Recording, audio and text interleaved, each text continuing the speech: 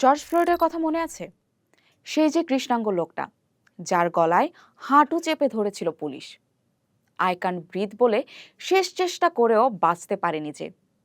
সেই George Floyd, যার মৃত্যুতে শুরু হয়েছিল আস্ত এক আন্দোলন, ব্ল্যাক লাইভস ম্যাটার। নিউ ইয়র্কের রাস্তা বর্ণবাদের বিরুদ্ধে কেঁপে উঠেছিল তারপর। এই তো বেশি আগে নয়, 2020 সাল তখন। অথচ বর্ণবাদ না আমরা মাটি চাপা দিয়েছিলাম। দক্ষিণ আফ্রিকার ইতিহাস সামনে টেনে আমরা তো বলেছিলাম বারবার, এই দেখো বর্ণবাদ বিদায় নিয়েছে। মানুষ আর জাতি, লিঙ্গ, গাত্রবর্ণ দিয়ে মানুষের বিচার করবে না। এই তো ছিল আমাদের গৌরবের অন্যতম পালক। কিন্তু জর্জ ফ্লয়েড আমাদের জানিয়ে দিয়ে যান যে এটা ভাওতা কেবল। অথচ সেই 1992 সালের পর আর এ নিয়ে আলাপ পারবার কথা ছিল না। কেন? কারণ 1992 সালের 17ই মার্চ, অর্থাৎ আজকের দিনে দক্ষিণ আফ্রিকার শ্বেতাঙ্গরা সংখ্যালঘু শাসনের অবসানের পক্ষে এক গণভোটে বিপুল ব্যবধানে ভোট দেয়, যেখানে 68.7% মানুষের পক্ষে এবং 31.2% মানুষ বিপক্ষে মত দেয়। এর মধ্য দিয়ে বর্ণবাদ বা অ্যাপারথাইড নামক সেই অশান্ত অধ্যায়ের অবসান ঘটে। এটি ছিল এমন এক জাতিগত পৃথকীকরণ নীতি যার আওতায় কৃষ্ণাঙ্গদের জন্য নির্দিষ্ট কিছু এলাকা ও কাজ নিষিদ্ধ করার মাধ্যমে সংখ্যালঘু শ্বেতাঙ্গদের আলাদা করে রাখা হতো। ভোটের পরদিন প্রেসিডেন্ট ডি ক্লার্ক বলেছিলেন, আজ আমরা বর্ণবাদের অধ্যায়ের সমাপ্তি টানলাম। মজার বিষয়, এরও বেশ আগে 1960 সালের 21 মার্চ দক্ষিণ আফ্রিকার শারভিল শহরে জাতিগত বৈষম্যের বিরুদ্ধে সাধারণ মানুষ এক শান্তিপূর্ণ মিছিলে পথে নেমেছিল। কিন্তু সেই মিছিলে পুলিশের নির্বিচার গুলিতে প্রাণ হারায় 69 জন নিরীহ মানুষ, আহত হয় 180 জন।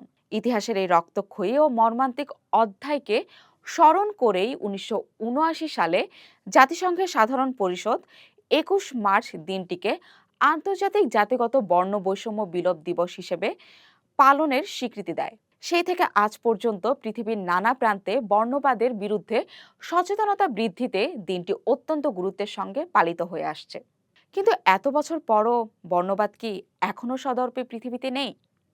শুধু গায়ের রঙেই বর্ণবাদ কিন্তু শেষ হয়ে যাচ্ছে না। লিঙ্গ, ধর্ম, সামাজিক, জাতিগত নানা রূপে বর্ণবাদ দেখা যায়। শুধু যদি বাংলাদেশের দিকে তাকাই, তবে দেখব এই সকল রূপে বর্ণবাদ এখানে বিদ্যমান। এই দেশের অর্থনীতি যে দুই খাতের ওপর ভর করে টিকে আছে, পোশাক শিল্প ও রেমিটেন্স, এই দুই খাতেই নারীর উল্লেখযোগ্য উপস্থিতি।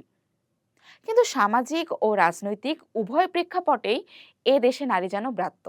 ক্ষমতায় যেই থাকুক, নারীর প্রতি সহিংসতা যেন জ্যামিতিক হারে বেড়েই চলেছে। বিভিন্ন তথ্যে চোখ বোলালেই এর প্রমাণ পাওয়া যায়। আবার যদি বলি ধর্মীয় বা জাতিগত বর্ণবাদের কথা, সেক্ষেত্রেও এই একই কথা খাটে। এর প্রমাণ পাওয়া যায় যে কোনো ধর্মীয় উৎসবের খবর যখন অনলাইন নিউজ পোর্টালগুলো প্রকাশ করে তার কমেন্ট বক্সে।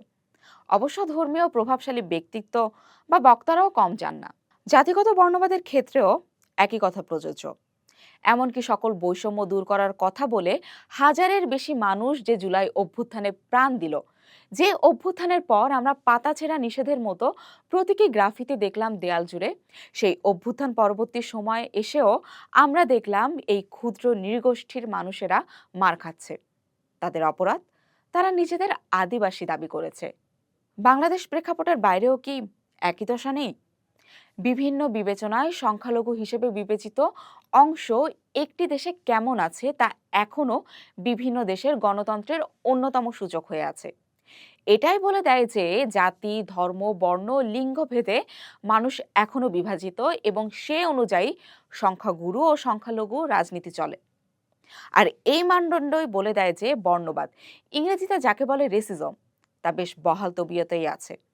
না হলে কি আর দেশে দেশে এত যুদ্ধ ও সংঘাত চলছে? প্রতিটি সংঘাত ও যুদ্ধের পেছনে কোনো না কোনো অংশে এই বর্ণবাদের অস্তিত্ব একটু চোখ মেললেই খুঁজে পাওয়া যায়। বর্ণবাদ বিলোপ শুনতে ভালোই লাগে, কিন্তু বাস্তবতা হলো এ হলো কাজী সেই গরু যা কাগজে আছে, গোয়ালে নেই।